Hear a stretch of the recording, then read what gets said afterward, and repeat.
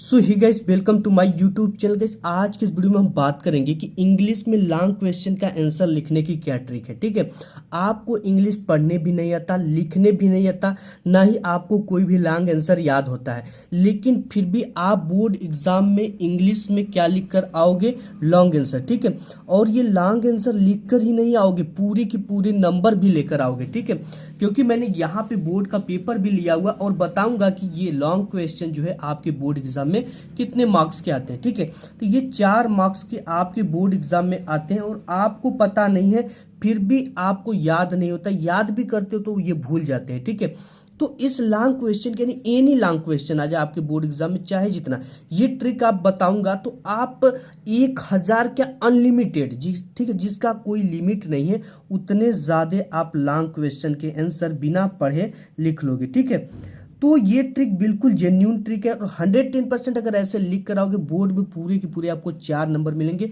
आपको ना ही याद करने की जरूरत है।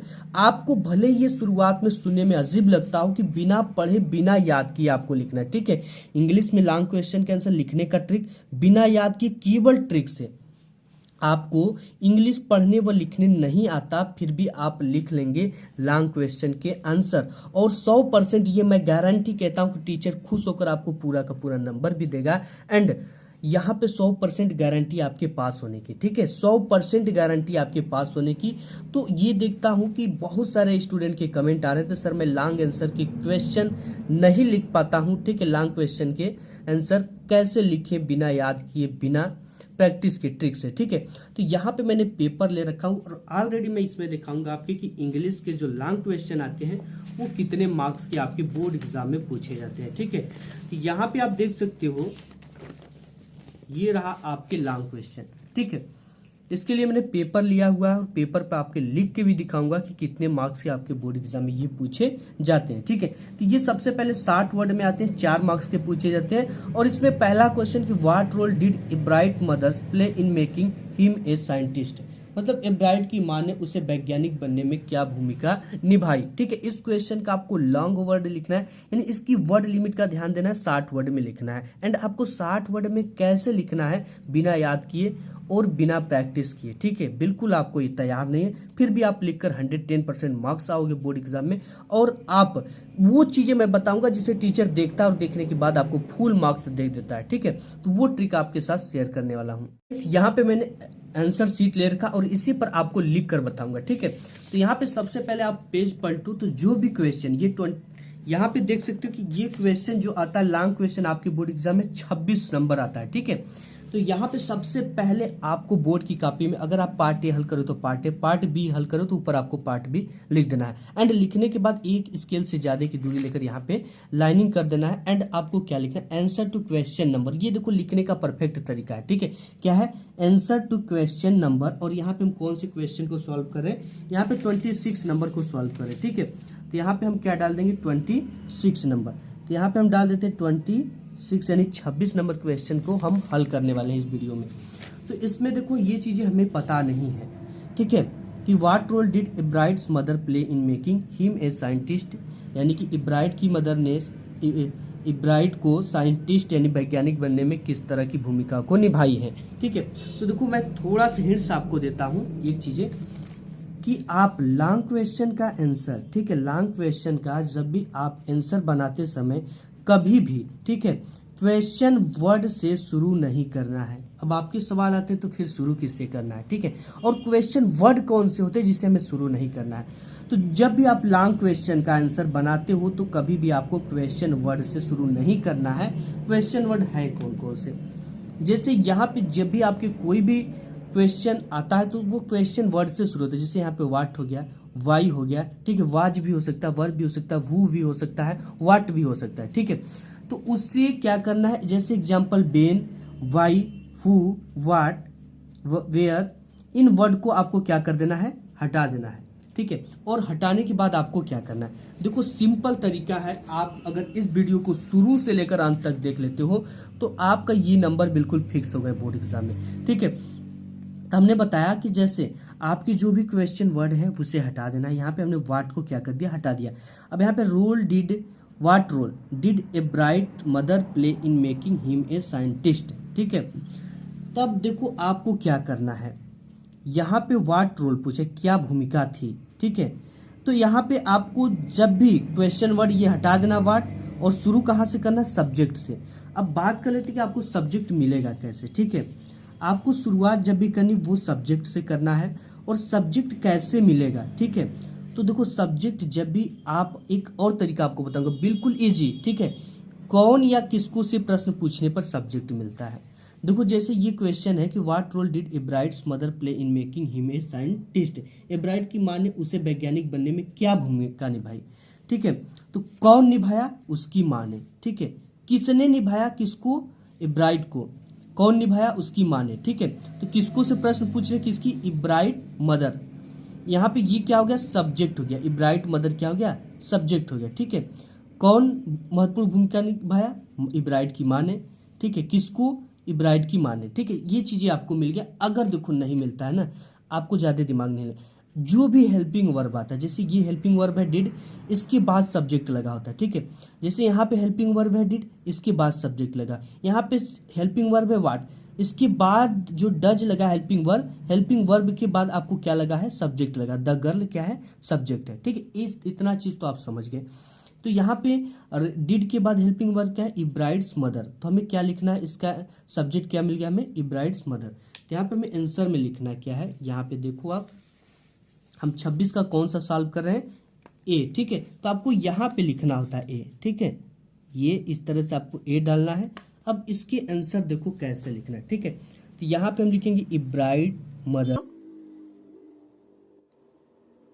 अब देखिए यहाँ पे हमने इब्राइट मदर लिख लिया, एंड अब हमें क्या लिखना है, यहाँ पे इब्राइट मदर लिख दिया। और जब भी जो भी हेल्पिंग वर्ब आता है देखो जो भी टेंस होता है ना, उसको उसी टेंस में आपको बनाना है। ये चीजें आप देख लो, आपको क्वेश्चन जिस टेंस में है, आंसर उसी टेंस में आपको देना। यही चीज एग्जामिनर आपके बोर्ड में देखता, और कुछ भी नहीं देखता कि आपने सही टेंस को लगाया है कि नहीं, ठीक है। टेंस में देना। अगर वाक्य क्वेश्चन डिड, अगर डिड उसमें क्वेश्चन में डिड हेल्पिंग वर्ब आए, तो डिड को हटाकर सिंपल तरीका है कि सेकेंड फॉर्म लगा दो। बिल्कुल सिंपल तरीका है। और सेकेंड फॉर्म कैसे लगता है, ठीक है, सेकेंड फॉर्म कैसे बनता है, कि क्वेश्चन आपके दिमाग में उठता होगा। तो क्वेश्चन देखो सेकेंड फॉर्म कैसा बनता है, वर्ब में क्या लगाने से, ईडी या डिड, सॉरी ईडी या डिड, डी, ठीक है, ईडी या डी लगाने से ये क्या बन जाता है, कोई भी वर्ब सेकेंड। जैसे यहाँ पे प्ले है, ठीक है, प्ले में हम अगर ईडी लगा दे तो ये प्लेड बन जाएगा सेकेंड फॉर्म।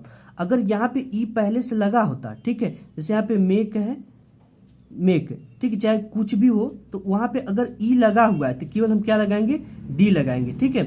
और भी कोई वर्ड हो गया तो उसमें डी लगाना। अगर ई नहीं लगा हुआ है तो हमें ईडी पूरा का पूरा लगा देना, ठीक है। तो यहाँ पे अगर क्वेश्चन, जो भी क्वेश्चन आता है अक्सर उसमें डिड लगा होता है, ठीक है। तो यहाँ पे डिड लगा है हेल्पिंग वर्ब, तो उसे हटाकर उसका सेकेंड फॉर्म, वर्ब का सेकेंड फॉर्म लगा देते हैं। देखो बिल्कुल सिंपल तरीका है, मैं आपको बता देता हूँ। जैसे यहाँ पे डिड लगा है, ठीक है, तो देखो डिड हमने बताया कि अगर ये पास्ट टेंस में, तो इसे पास्ट टेंस में आंसर लेना। और यहाँ पे इसका जो वर्ब है, यानी वर्ब इसके सटा होगा सब्जेक्ट, ठीक है। तो यहाँ पे प्ले है, तो प्ले का सेकेंड फॉर्म क्या हो जाएगा, मीडी लगा देंगे इसमें, तो हो जाएगा आपका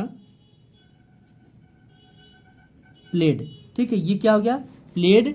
इसके बाद इन मेकिंग हिम ए साइंटिस्ट, ये पूरा उतार देना है, ठीक है। यहाँ पे आपको लिखना है इन। तो गाइस यही चीजें जो है एग्जामिनर आपके बोर्ड एग्जाम की कॉपी में लिखता है, ठीक है, देखता है। तो यहाँ पे हो गया Ebright mother played in making him a scientist, ठीक है। तो यहाँ पे मेकिंग हिम साइंटिस्ट यानी किस तरह की भूमिका निभाई, तो यहाँ पे देखो हमने पूरा ये लिख दिया, ठीक है, played in making him a scientist, किस तरह की भूमिका निभाई। तो देखो क्या क्या भूमिका निभाई उसको लिखना है। लिखने के लिए आपको क्या क्या प्रयोग करना है, देखो लिखने के लिए आंसर सबसे पहले आपको दैट लगाना है, ठीक है। दैट, यहाँ पे दैट लगा सकते हो या बिकाज लगा सकते हो, ठीक है, CAU, ऐसे ही आपको इसकी मीनिंग तैयार करना है, बिकाज, या आप सो दैट लगा सकते हो, सो दैट, ठीक है। दैट देखो यहाँ पे Ebright mother play in making him a scientist, यानी इब्राइट की माँ ने इब्राइट को वैज्ञानिक बनाने में भूमिका निभाई। दैट यहाँ पे लगा सकते हो, दैट की, ठीक है, कि जो भी इसके बाद दैट के बाद यहाँ पे देखो दैट भी लगा सकते हो। अगर यही वॉइस क्वेश्चन होता तो यहाँ पे हम क्या लगाते, बिकाज लगाते, ठीक है। ये भी मैं आपको बताऊंगा। तो यहाँ पे देखो दैट लगाने के बाद यहाँ पे मैं ये कर दे रहा हूँ डैश डैश डैश, ये क्यों किया, अब देखो आपको ये जो आपकी इंग्लिश की पेपर होती है, ये आप पेपर देख सकते हो, ये पेपर, ठीक है। ये जो पेपर होती है इसमें कई सारे पैसेज आते हैं, जैसे यहाँ पे एक पैसेज हो गया और एक पैसेज यहाँ पे हो गया और भी पैसेज है आगे, ठीक है। तो देखो आपको करना क्या है, सबसे पहले आपको वर्ड लिमिट का ध्यान देना है। किसका ध्यान देना है, वर्ड लिमिट का। वर्ड लिमिट का क्यों ध्यान देना है, क्योंकि टीचर इसी चीज को भी देखता है। वर्ड लिमिट का आपको ध्यान क्या देना है, जैसे ये पूछा है क्वेश्चन वर्ड, इसकी लिमिट है 60 वर्ड। कितनी वर्ड है, 60 वर्ड, ठीक है। तो आपको जब भी पैसेज उठाना तो इस चीज का ध्यान देना है कि मुझे 60 वर्ड से बेसी ना होना चाहिए। और उठाना कैसे पैसेज, इसमें भरना कैसे, जैसे यहाँ पे कॉमा लगा हुआ है, क्या लगा हुआ है, सॉरी फुल स्टॉप लगा हुआ है, ठीक है। यहाँ पे फुल स्टॉप लगा हुआ है और एक फुल स्टॉप यहाँ पे लगा हुआ है। यहाँ से अगर यहाँ तक की बात करेंगे तो ये टोटल 60 वर्ड हो जाएगा, ठीक है। 60 वर्ड से ज़्यादा हो जाएगा तो कोई दिक्कत नहीं, ज़्यादा नहीं होना चाहिए। तो यहाँ से एक फुल स्टॉप से आपको उठाकर एक फुल स्टॉप तक क्या करना है, इस लॉन्ग क्वेश्चन में आपको भर देना है।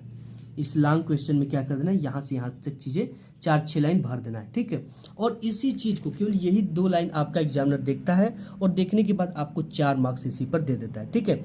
तो यहाँ पे आप दैट लगा दोगे। और भी क्वेश्चन जैसे मैं आपको बता दूं जहाँ बिकाज लगेगा तो आपको यहाँ से पैसेज उठाना और यहाँ तक क्या कर देना है, भर देना। और इस चीज़ का ध्यान देना है, जैसे मैं और भी इसमें क्वेश्चन है, जैसे यहाँ देख सकते हो आप, ये है why did Lencho write a letter God to God, ठीक है।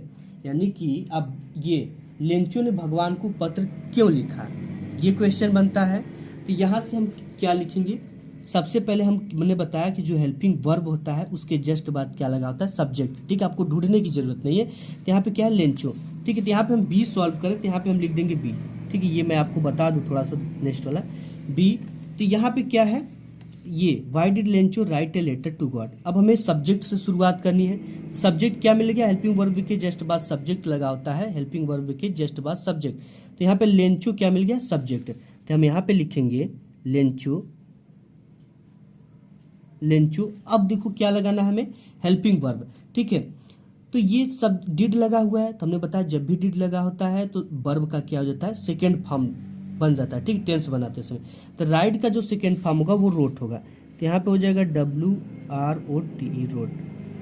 Road a letter to God, इस चीज को आपको पूरा पूरा इसी तरह से लिख देना है।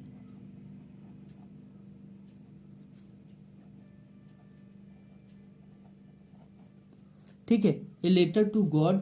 अब देखो यानी लेंचो ने भगवान को पत्र लिखा, इसके लिए इसलिए भी सो दैट, यानी ताकि भगवान के लिए पत्र लिखा ताकि उसकी हेल्प हो सके, बिकॉज क्योंकि उसकी हेल्प हो सके, ठीक है, दैट की उसकी हेल्प हो सके। तो यहाँ पे हम लगाएंगे सो दैट, भी आप लगा सकते हो बिकॉज, ठीक है। तो यहाँ पे हम बिकॉज लगा देंगे सबसे पहले,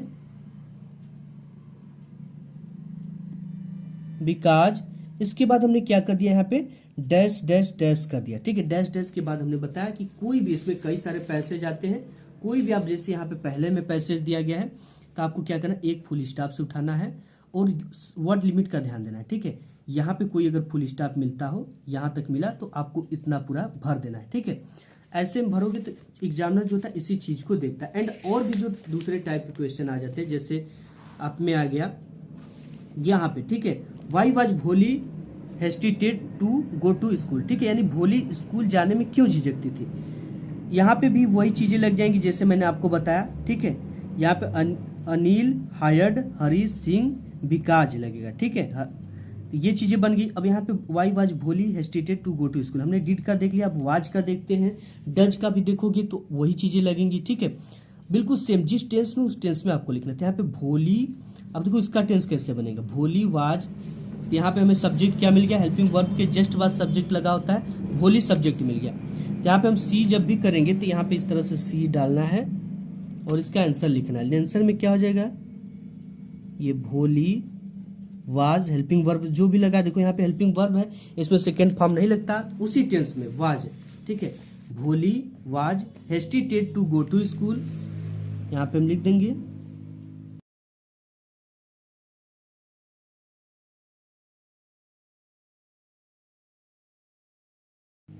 स्कूल बिकॉज, ठीक है। इसके बाद क्या क्या कर देना है, डैश डैश डैश कर देना है और क्या करना है, पैसेज को उठाकर, बहुत सारे पैसेज आते हैं उसे भर देना। और इसी चीज को एग्जामिनर आपके बोर्ड एग्जाम टॉप इसी लाइन को देखता है, ठीक। इस लाइन को देखने के बाद वो पूरा मार्क्स दे देता है। इधर ये देखो, ये क्या है, एक तरह से आपने इसको सेंटेंस बनाया है, ठीक है। और इसी चीज को दिखेगा, अरे यार बच्चा बहुत ज्यादा चला, क्योंकि इन्होंने सेंटेंस बनाकर ग्रामर के रूल को फॉलो किया, ठीक है। ग्रामर का रूल फॉलो करना मेन है। तो इस तरह से आप कोई भी लॉन्ग क्वेश्चन आए बोर्ड एग्जाम में उसे लिख दो, ठीक है। डर जाता है तो उसका आपको क्या करना है, क्वेश्चन वर्ड में था, ठीक है, तो आप उसका सिंपल सेंटेंस बना दो यस या यस लगाकर, ठीक है। इस तरह से अगर आप बनाओगे 110% पूरा मार्क्स मिलेगा। आपको 4 नंबर याद करने की भी जरूरत नहीं पड़ेगी, ठीक है। आप याद भी करते हो तो भूल जाते हो बार बार, तो अगर ये ट्रिक पता रहेगा तो कोई भी लॉन्ग क्वेश्चन आएगा आप इजिली लिख कर आओगे, 4 नंबर बोर्ड एग्जाम में फोड़ कर आओगे। तो गाइस आज की इस वीडियो में बस इतना ही, मिलूंगा एक नेक्स्ट वीडियो के साथ, तब तक के लिए धन्यवाद।